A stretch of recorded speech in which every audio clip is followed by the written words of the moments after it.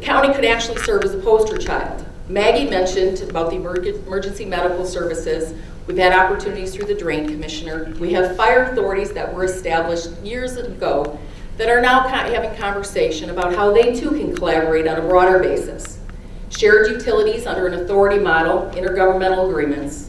These are all things that are examples of cooperation, consolidation, and collaboration.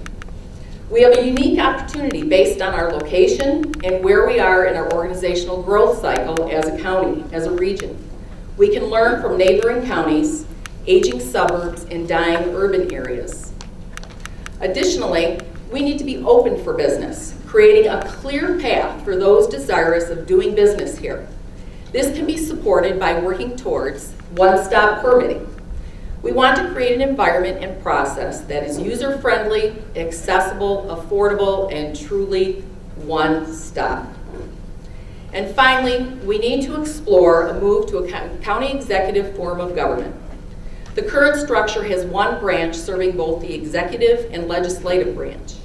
A county executive structure provides a different approach to checks and balances. It is more directly accountable to the people than a controller form of government, and a county exec speaks with one voice for the entire region as a whole community. While the strategy is called collaboration, consolidation, and cooperation, it will only be possible with commitment, compromise, and courage. It will also take brain power. Here to talk about that is Scott Menzel. Scott is the current and hopefully continuing superintendent of Livingston Educational Service Agency and has served in that position since 2007. Prior to this, he served as the superintendent of Whitmore Lake Public Schools for 5 years. He holds several progressive degrees. Recently, he completed coursework towards his doctorate in executive leadership. Scott is an excellent person to address the group on the next strategy, brain power. Scott?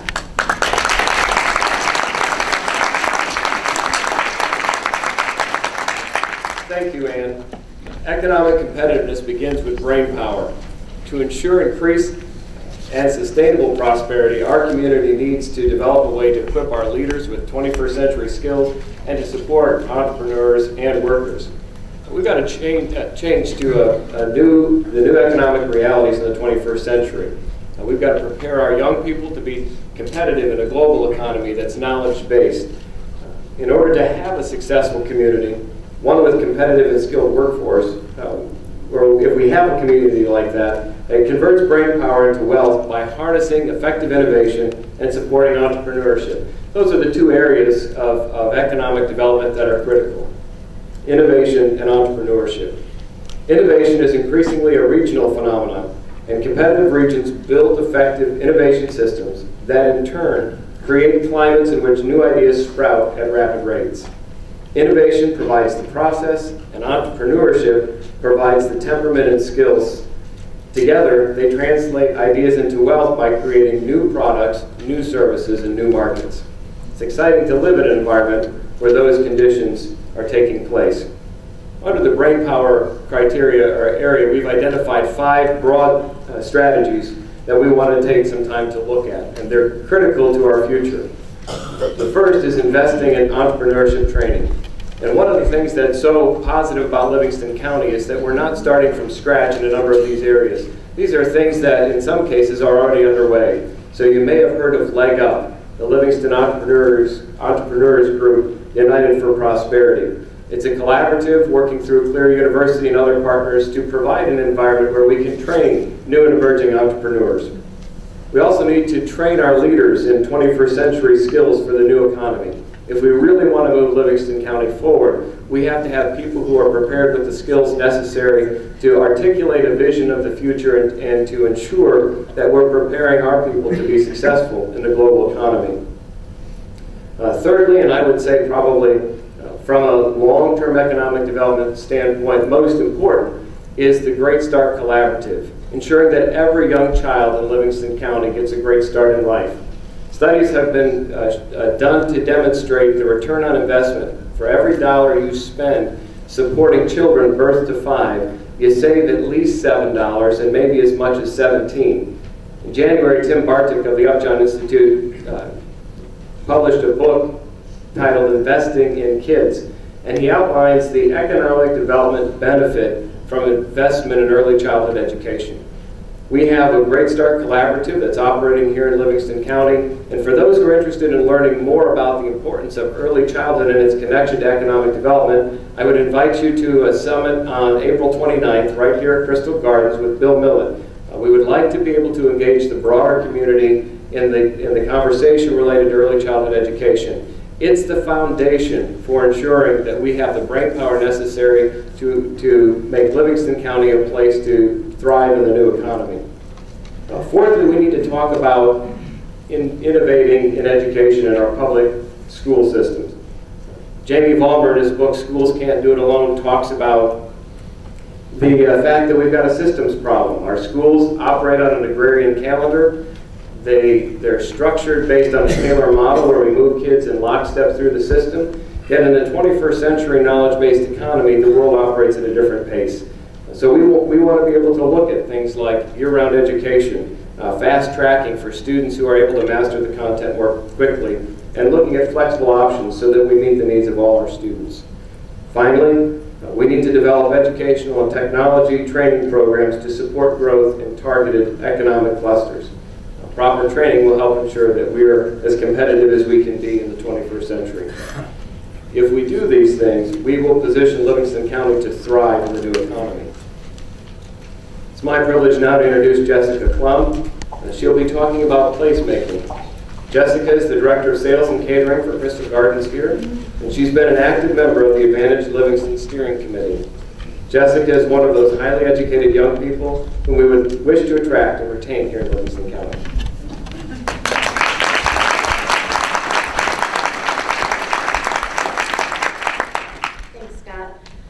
I want to start with a quick plug. If anyone is looking for a bird for a pet, we have a free bird available right outside the store. This robin spends 23 hours a day attacking the window, so I'm really sorry if he's been distracting any of you. If you can catch him, he's yours. Now, thanks to great advances in technology, talented people and high-growth companies can literally choose to locate anywhere. In this new world, many people work remotely, making their own schedule and choosing their own hours, not necessarily based around their company's headquarters. Instead, people want to locate in communities that offer a great quality of life, a feeling of safety, convenience, and healthy lifestyle options. They are looking for a feeling of connectedness in terms of infrastructure, such as information technology and transportation, but also a feeling of connectedness to others in the community. So knowing this, the question is, what do we as a county do?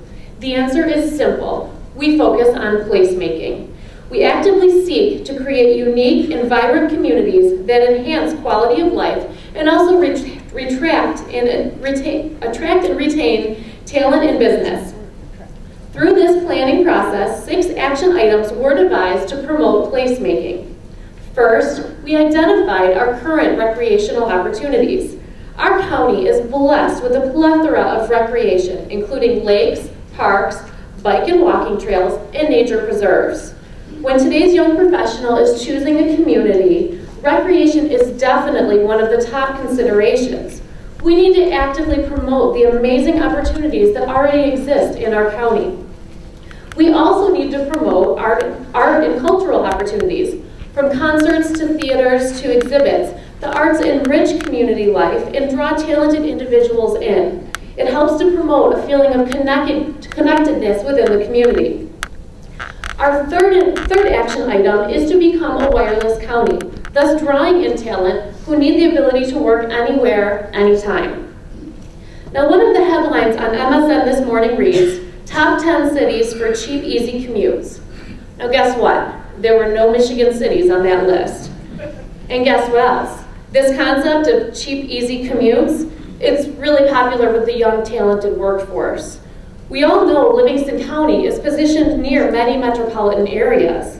This is a great asset to our young professionals, giving them access to opportunities outside of the community in terms of both work and play.